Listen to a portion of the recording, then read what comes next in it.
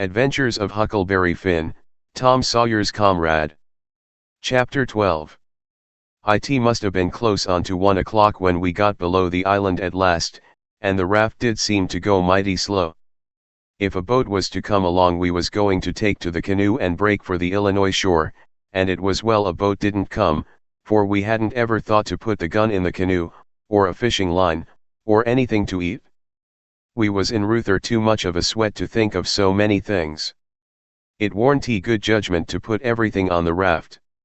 If the men went to the island I just expect they found the campfire I built, and watched it all night for Jim to come.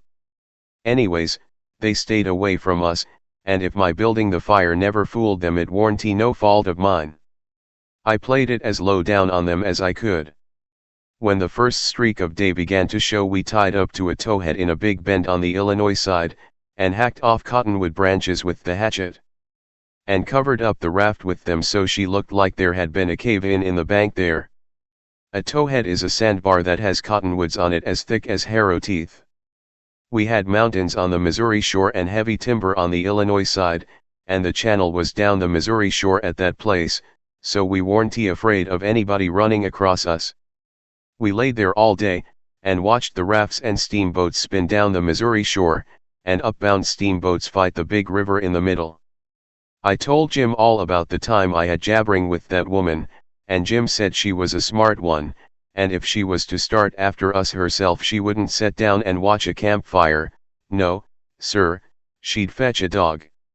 Well, then, I said, why couldn't she tell her husband to fetch a dog? Jim said he bet she did think of it by the time the men was ready to start, and he believed they must have gone uptown to get a dog and so they lost all that time. Or else we wouldn't be here on a towhead 16 or 17 mile below the village, no, indeedy, we would be in that same old town again. So I said I didn't care what was the reason they didn't get us as long as they didn't. When it was beginning to come on dark we poked our heads out of the cottonwood thicket. And looked up and down and across, nothing in sight, so Jim took up some of the top planks of the raft and built a snug wigwam to get under in blazing weather and rainy, and to keep the things dry. Jim made a floor for the wigwam, and raised it a foot or more above the level of the raft, so now the blankets and all the traps was out of reach of steamboat waves. Right in the middle of the wigwam we made a layer of dirt about 5 or 6 inches deep with a frame around it for to hold it to its place. This was to build a fire on in sloppy weather or chilly, the wigwam would keep it from being seen. We made an extra steering oar, too, because one of the others might get broke on a snag or something. We fixed up a short fork stick to hang the old lantern on, because we must always light the lantern whenever we see a steamboat coming downstream. To keep from getting run over, but we wouldn't have to light it for upstream boats unless we see we was in what they call a crossing, for the river was pretty high yet. Very low banks being still a little underwater, so upbound boats didn't always run the channel, but hunted easy water. This second night we run between 7 and 8 hours, with a current that was making over 4 mile an hour. We catched fish and talked, and we took a swim now and then to keep off sleepiness. It was kind of solemn, drifting down the big, still river, laying on our backs looking up at the stars, and we didn't ever feel like talking loud, and it warn't often that we laughed, only a little kind of a low chuckle. We had mighty good weather as a general thing, and nothing ever happened to us at all, that night, nor the next, nor the next.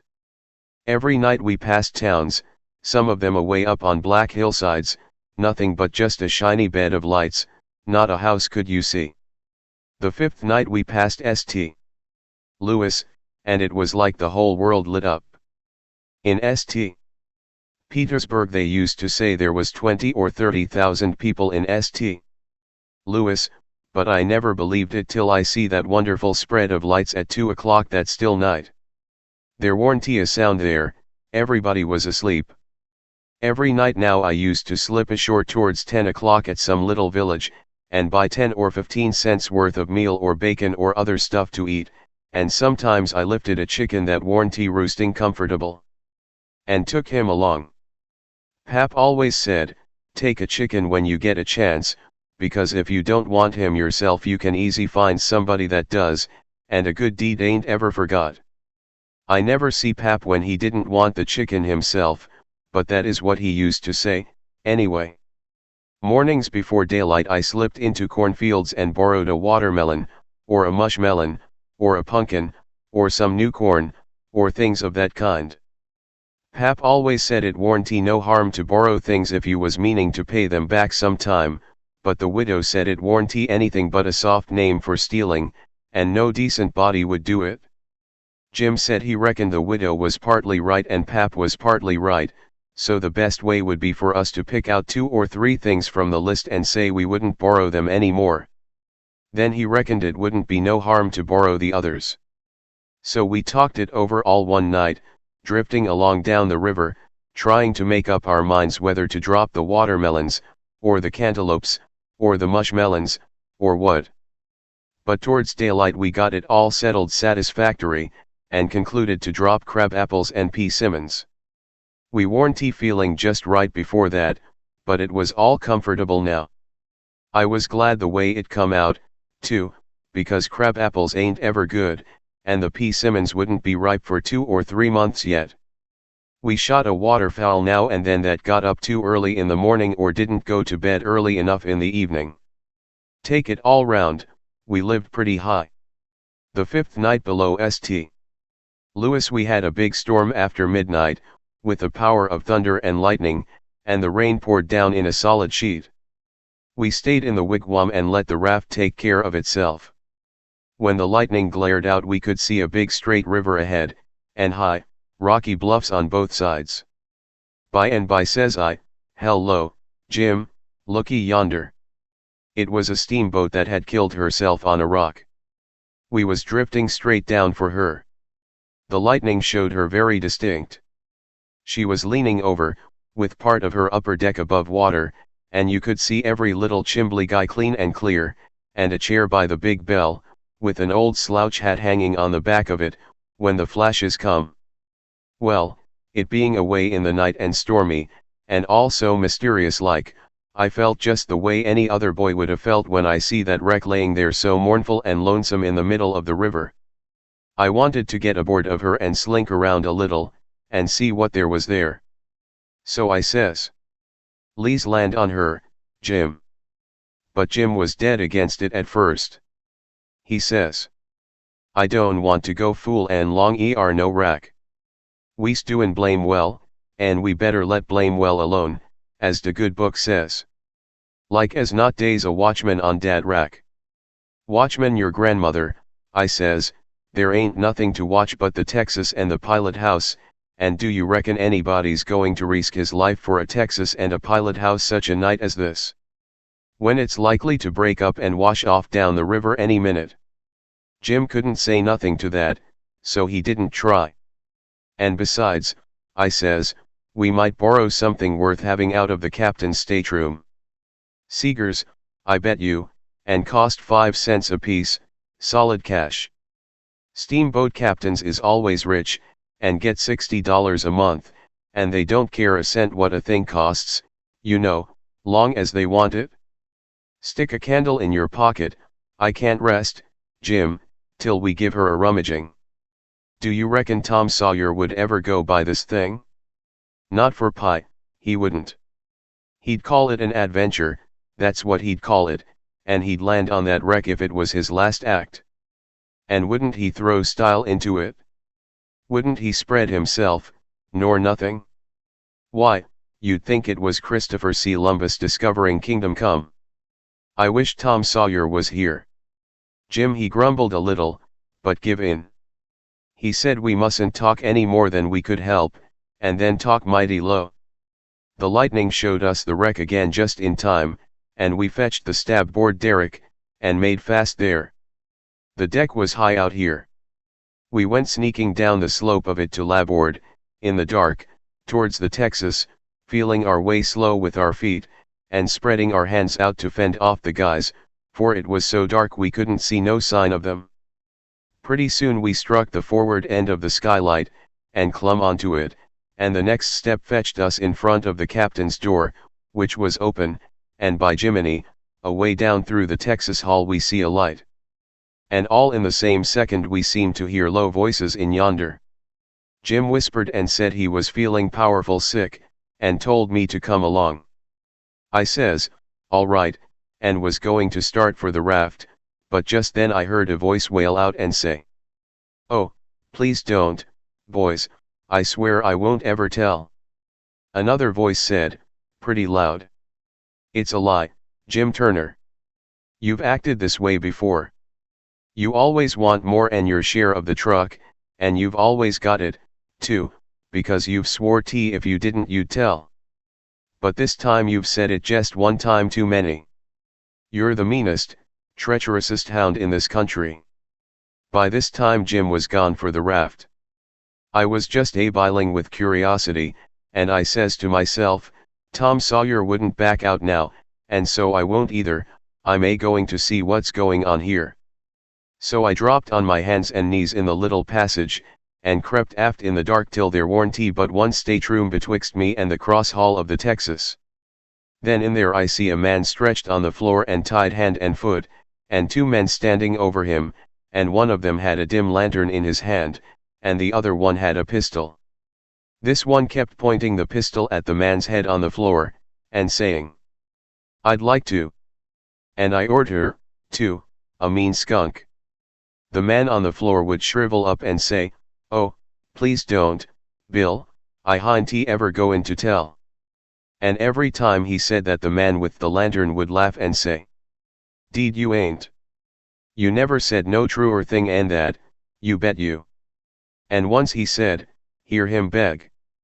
And yet if we hadn't got the best of him and tied him he'd a killed us both. And what for? Just for nothin'. Just because we stood on our rights, that's what for. But I lay you ain't goin' to threaten nobody any more, Jim Turner. Put up that pistol, Bill." Bill says, "I don't want to, Jake Packard. I'm for killin' him, and didn't he kill old Hatfield just the same way, and don't he deserve it? But I don't want him killed, and I've got my reasons for it. Bless yo' heart for them words, Jake Packard. I'll never forget you long's I live," says the man on the floor, sort of blubbering. Packard didn't take no notice of that, but hung up his lantern on a nail and started towards where I was there in the dark, and motioned Bill to come. I crawfished as fast as I could about 2 yards, but the boat slanted so that I couldn't make very good time, so to keep from getting run over and catched I crawled into a stateroom on the upper side. The man came a-pawing along in the dark, and when Packard got to my stateroom, he says, "Here, come in here." And in he come, and Bill after him. But before they got in I was up in the upper berth, cornered, and sorry I come. Then they stood there, with their hands on the ledge of the berth, and talked. I couldn't see them, but I could tell where they was by the whiskey they'd been having. I was glad I didn't drink whiskey, but it wouldn't made much difference anyway, because most of the time they couldn't treat me because I didn't breathe. I was too scared. And, besides, a body couldn't breathe and hear such talk. They talked low and earnest. Bill wanted to kill Turner. He says. He said he'll tell, and he will. If we was to give both our shares to him now it wouldn't make no difference after the row and the way we've served him. Sure's you're born, he'll turn state's evidence, now you hear me. I'm for putting him out of his troubles. So am I, says Packard, very quiet. Blame it, I'd sorter begun to think you wasn't. Well, then, that's all right. Le's go and do it. Hold on a minute, I hain't had my say yet. You listen to me. Shooting's good, but there's quieter ways if the thing's got to be done. But what I say is this, it ain't good sense to go courtin' around after a halter if you can get at what you're up to in some way that's just as good and at the same time don't bring you into no risks. Ain't that so? You bet it is. But how you goin' to manage it this time? Well, my idea is this, we'll rustle around and gather up whatever pickings we've overlooked in the staterooms, and shove for shore and hide the truck. Then we'll wait. Now I say it ain't a goin' to be more 'n 2 hours before this wrack breaks up and washes off down the river. See? He'll be drownded, and won't have nobody to blame for it but his own self. I reckon that's a considerable sight better 'an killin' of him. I'm unfavorable to killin' a man as long as you can get around it. It ain't good sense, it ain't good morals. Ain't I right? Yes, I reckon you are. But s'pose she don't break up and wash off? Well, we can wait the 2 hours anyway and see, can't we? All right, then, come along. So they started, and I lit out, all in a cold sweat, and scrambled forward. It was dark as pitch there, but I said, in a kind of a coarse whisper, "Jim." And he answered up, right at my elbow, with a sort of a moan, and I says, "Quick, Jim, it ain't no time for fooling around and moaning, there's a gang of murderers in yonder. And if we don't hunt up their boat and set her drifting down the river so these fellows can't get away from the wreck, there's one of 'em going to be in a bad fix. But if we find their boat we can put all of 'em in a bad fix, for the sheriff'll get 'em. Quick, hurry. I'll hunt the larboard side, you hunt the starboard. You start at the raft, and... Oh, my lordy, lordy. RAF? Day and no RAF no MO, she done broke loose and gone and here we is.